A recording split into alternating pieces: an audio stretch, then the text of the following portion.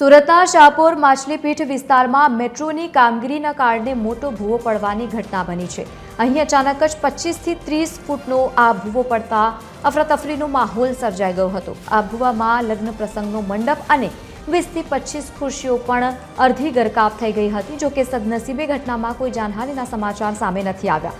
સ્થાનિકોનું કહેવું છે કે અગાઉ પણ 150 મીટરના અંતરે આવો જ એક ભૂવો પડ્યો હતો। મેટ્રોની કામગીરીના કારણે નજીકના બિલ્ડિંગો ખાલી કરાવવામાં આવી રહ્યા છે અને 5 વર્ષથી આ પ્રોજેક્ટ અટવાયેલો છે।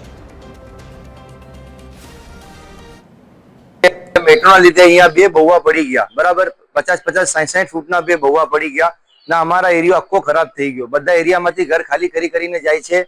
હવે કોઈ ઘરને કઈ નુકસાન થાય તો એનો ભરણ પોષણ કોણ કરશે? ના આ જમીન જરાક બતાવવા લાગેલી છે, 5 વર્ષથી બંધ છે। આ મેટ્રોના લીધે જ બંધ છે। મેટ્રોવાળા ના એનઓસી આપે છે ના કઈ આપે છે, બરાબર। તો બધું એ લોકોનો કેવી રીતના ચાલશે? અમારું પણ જરાક સોચવું પડશે ને।